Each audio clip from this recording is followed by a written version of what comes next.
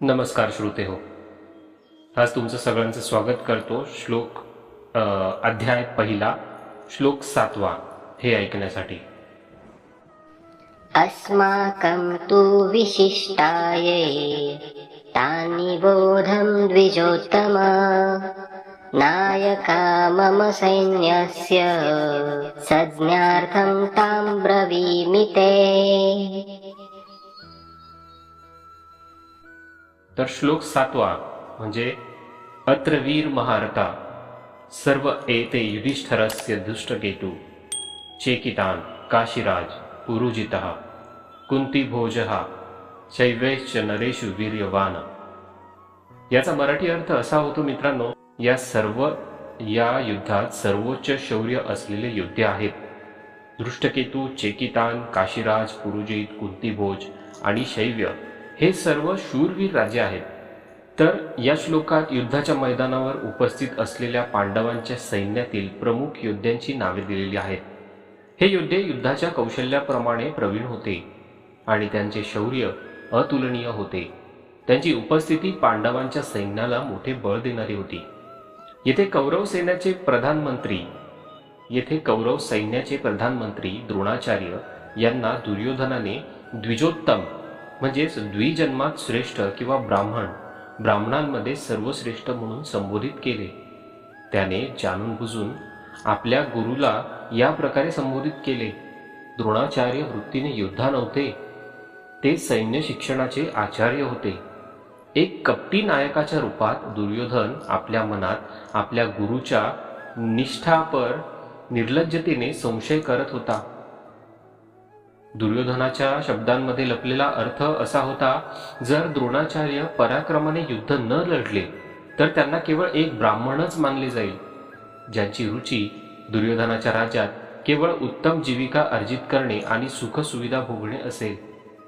असे म्हणून आता दुर्योधन आपला आणि आपल्या गुरुचा मनोबल वाढवू इच्छित होता आणि म्हणून तो आपल्या सैन्याच्या महासेना नायकांची गणना करू लागला.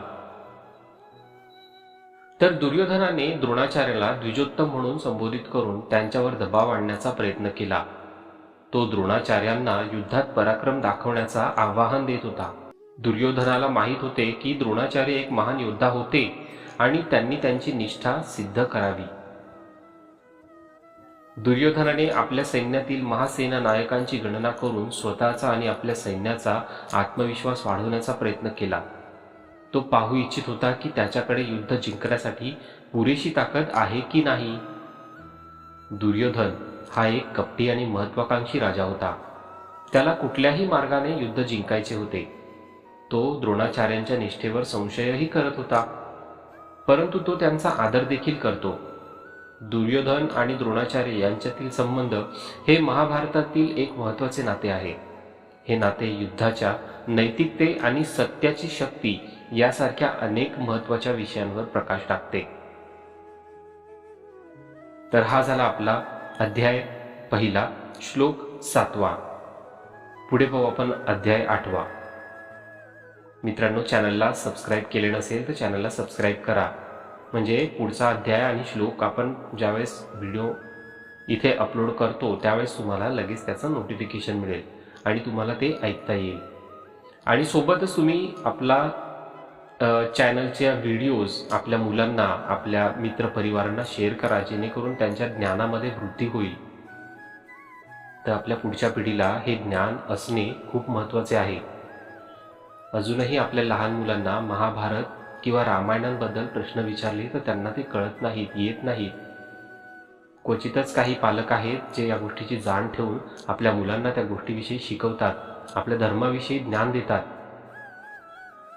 म्हणून तुमच्यासाठी ही गोष्ट सोपी व्हावी म्हणून मी YouTube मार्फत तुम्हाला या सगळ्या गोष्टी पोहोचवण्याचा प्रयत्न करत आहे.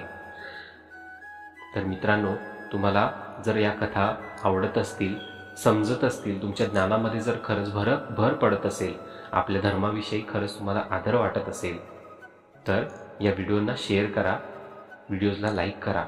कमेंटमध्ये तुमचं काही सजेशन असेल तेही कळवा, मी त्यावर नक्कीच काम करेल. जय श्रीकृष्ण.